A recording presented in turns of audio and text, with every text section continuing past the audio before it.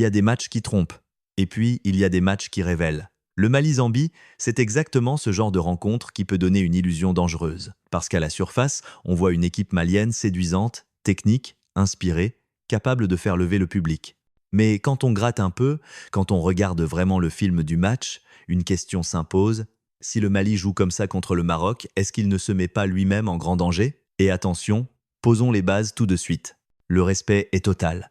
Cette équipe du Mali a du talent, de la personnalité, des individualités très fortes. Mais le football de haut niveau, surtout en Coupe d'Afrique, ne se juge jamais uniquement à ce qu'on fait avec le ballon. Parce que oui, offensivement, techniquement, dans l'animation, le Mali a proposé des choses très intéressantes. Par moments, c'était même plus fluide, plus audacieux, plus spontané que ce qu'on a vu du Maroc sur son dernier match. Hypothèse assumée. Dans le dribble, la prise d'initiative, la capacité à provoquer, le Mali a marqué des points. Mais le football, ce n'est pas un concours de style. C'est un équilibre. Et c'est là que le bas blesse. Pourquoi ce match compte autant dans la lecture du Mali? Parce qu'il résume parfaitement cette équipe, brillante quand elle attaque, inquiétante quand elle doit défendre les moments clés. C'est un peu comme une équipe qui sait très bien construire une maison, mais qui oublie de verrouiller les portes. À chaque contre-attaque zambienne, il y avait une sensation de flottement. À chaque transition défensive, le Mali semblait se faire peur tout seul.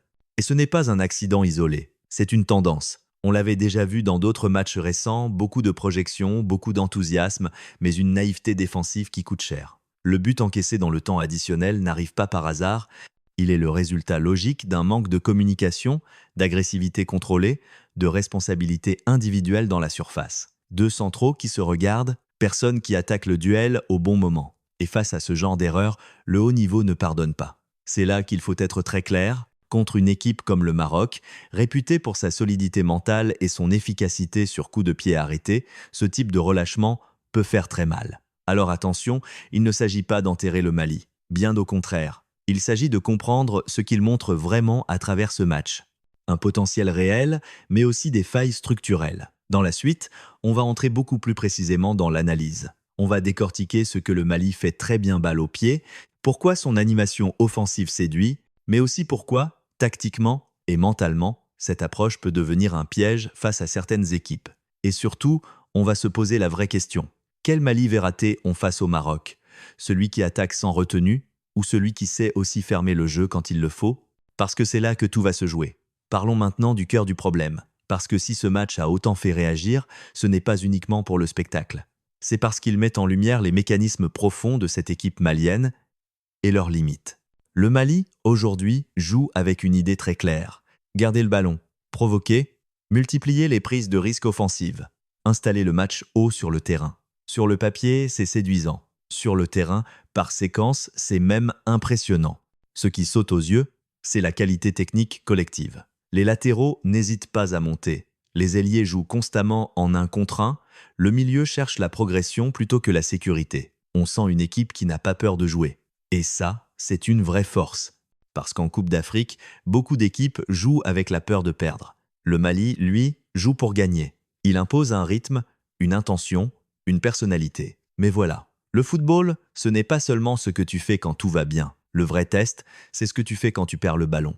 Et c'est là que le Mali bascule dans une zone dangereuse. Tactiquement, le problème n'est pas tant le bloc haut. Le problème, c'est ce qu'il se passe derrière ce bloc. Les distances entre les lignes sont souvent trop grandes. Les centraux se retrouvent exposés. Les replis sont parfois tardifs, parfois approximatifs. Résultat, à chaque transition adverse, tu sens une forme de panique diffuse. Pas une panique visible, mais une hésitation collective. Qui sort? Qui couvre? Qui attaque le porteur?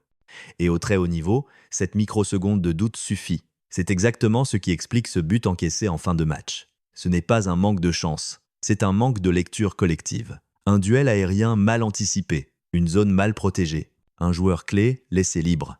Et c'est là qu'on touche à quelque chose d'important. Le Mali confond parfois audace et déséquilibre. Une équipe peut jouer haut sans être naïve. Une équipe peut attaquer beaucoup tout en restant compacte. Mais pour ça, il faut une synchronisation parfaite et une discipline de tous les instants. Autre point fondamental, le Mali défend encore trop souvent en réaction, pas en anticipation. Quand l'adversaire attaque placé, ça va encore. Mais quand il s'agit de gérer une seconde balle, un centre, un coup de pied arrêté, là, les repères sautent. Et justement, c'est ici que le contraste avec le futur adversaire devient frappant. Parce que si, dans le jeu placé, le Maroc peut parfois laisser des interrogations sur les phases arrêtées, sur la gestion des temps faibles, sur l'expérience, c'est une autre histoire. Là où le Mali joue avec le feu, le Maroc sait punir sans dominer. Et ça, c'est souvent ce qui fait la différence dans les grands tournois. Mais attention, tout n'est pas noir. Individuellement, beaucoup de joueurs maliens ont montré un niveau très intéressant. Les latéraux ont apporté offensivement, le milieu a tenu le ballon, le gardien a sauvé son équipe à plusieurs reprises. Ce n'est pas une équipe fragile mentalement. C'est une équipe encore en construction. La vraie question n'est donc pas « Le Mali est-il une bonne équipe ?» La réponse est oui. La vraie question c'est « Le Mali saura-t-il adapter son identité sans la trahir ?» Parce que s'il joue exactement de la même manière, avec autant d'espace dans son dos, face à une équipe plus clinique, le risque est réel. Dans la suite, on va justement voir quelles erreurs de lecture reviennent souvent quand on parle du Mali, pourquoi certains jugements sont injustes, mais aussi quelles corrections concrètes pourraient transformer cette équipe en véritable outsider dangereux. Maintenant, on va voir ce que beaucoup de supporters et de médias se trompent à comprendre sur cette sélection. Très souvent, quand on parle du Mali, il y a des raccourcis qui reviennent. Et ces raccourcis empêchent de comprendre ce qui se joue vraiment sur le terrain. Première erreur fréquente, le Mali est faible défensivement. Non, ce n'est pas exactement ça. Le Mali n'est pas faible. Il est désorganisé par choix de jeu. C'est très différent. Quand une équipe décide de jouer haut, de projeter beaucoup de joueurs, de multiplier les prises d'initiative offensive, elle accepte implicitement un risque. Le problème, ce n'est pas le risque. Le problème, c'est l'absence de filet de sécurité. Aujourd'hui, le Mali attaque comme une équipe dominante, mais défend comme une équipe qui n'a pas encore appris à gérer ses temps faibles. Deuxième erreur classique, ils ont perdu parce qu'ils ont manqué de réalisme. Encore une lecture trop simple. Le vrai souci, ce n'est pas seulement ce qu'ils ratent devant, c'est l'impact psychologique de ces occasions ratées. Quand tu manques une grosse situation, que tu te fais reprendre en transition, que tu doutes derrière, tout s'enchaîne, on l'a vu sur certaines actions. Après une opportunité manquée, le bloc recule mal, la concentration baisse, les duels sont attaqués avec un temps de retard. Et à ce niveau, un demi-mètre de retard devient un but encaissé. Troisième erreur très répandue, il joue trop bien, donc ça va passer. Le football africain moderne ne fonctionne plus comme ça. La CAN d'aujourd'hui récompense les équipes capables de gagner sans dominer, de souffrir sans paniquer, de frapper au bon moment. Et c'est exactement là que le Mali doit progresser. Maintenant, soyons concrets. Si tu veux vraiment comprendre ce Mali-là, voilà ce qu'il faudra surveiller lors des prochains matchs. D'abord, les 10 premières minutes. Si le Mali presse très haut d'entrée, avec beaucoup de joueurs projetés, c'est un signal clair. Ils veulent imposer leur tempo. Mais observe bien les distances entre les lignes. Si elles s'allongent trop vite, c'est un signe d'alerte. Ensuite, regarde les transitions défensives. Quand le Mali perd le ballon, est-ce qu'il y a un pressing immédiat à la perte? Ou est-ce que les joueurs reculent en désordre? C'est là que tu verras si l'équipe a corrigé quelque chose ou pas. Autre point clé, les coups de pied arrêtés défensifs. Placement au premier poteau, marquage individuel ou en zone, agressivité dans les duels. C'est souvent là que se jouent les matchs serrés. Et enfin, un élément souvent sous-estimé, le comportement après avoir marqué ou encaissé. Une équipe mature sait casser le rythme, calmer le jeu, gagner des fautes intelligentes. Le Mali aujourd'hui joue encore beaucoup à l'instinct. Alors oui, il y a des scénarios où cette équipe peut faire très mal. Si elle marque en premier, si elle oblige l'adversaire à se découvrir, si elle exploite les espaces en transition offensive, mais il y a aussi des scénarios beaucoup plus dangereux pour elle. Si elle doit gérer un score, si elle subit sur la durée, si elle laisse les mêmes espaces dans son dos, c'est pour ça que ce Mali intrigue autant, parce qu'il peut faire lever un stade ou se mettre lui-même en difficulté. Dans la suite, on va s'intéresser aux signaux très précis qui permettent de savoir, dès les premières minutes, si le Mali est dans un bon jour ou non. On parlera aussi des synergies entre joueurs, de ce qui peut faire basculer un match, et surtout de ce que le Mali doit absolument éviter pour ne pas se saborder tout seul. Alors passons à ces indicateurs qui ne trompent presque jamais. Il y a des signes qui ne mentent pas, des détails que seuls les matchs regardés attentivement révèlent, et avec le Mali, ces signaux d'évaluation apparaissent très vite. Dès les 5 premières minutes, tu peux déjà sentir si le Mali est dans un bon jour ou non. Premier signal positif, la réaction à la perte du ballon. Quand le Mali est bien dans son match, le pressing à la perte est immédiat.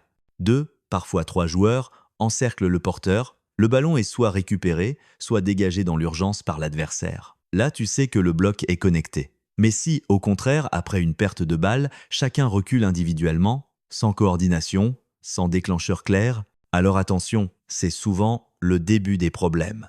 Deuxième signal clé, la communication défensive. Ça peut paraître invisible à l'écran, mais ça se sent.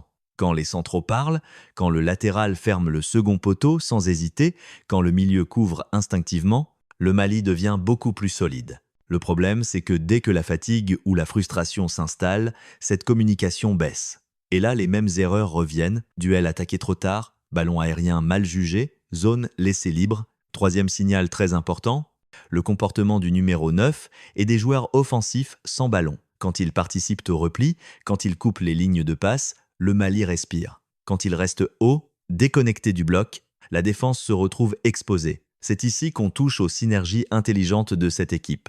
Parce que le Mali ne repose pas sur un seul joueur.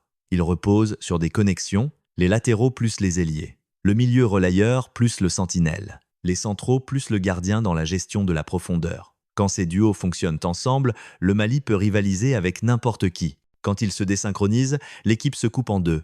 Un exemple très parlant, quand le latéral monte sans que le milieu compense immédiatement, c'est un boulevard dans le dos, et face à des équipes patientes, intelligentes, ça se paye cash. Maintenant, parlons franchement. Le Mali n'est pas condamné à être naïf.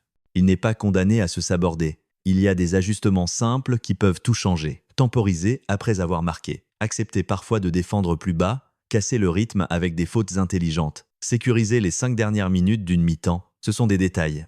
Mais ce sont des détails de grandes équipes. Et c'est là que se joue l'évolution du Mali dans cette compétition. Pas sur la qualité technique, elle est là, mais sur la gestion des moments. Dans la suite, on va répondre aux questions que tout le monde se pose sur cette équipe. Pourquoi elle est aussi agréable à voir? Pourquoi elle semble parfois imprévisible? Et surtout, comment un supporter peut vraiment se préparer à lire ces matchs comme un analyste? Parce que comprendre le Mali, ce n'est pas choisir entre admiration et critique. C'est accepter qu'une équipe puisse être brillante et perfectible en même temps. Alors, dans la suite, on va passer à cette lecture supporter expert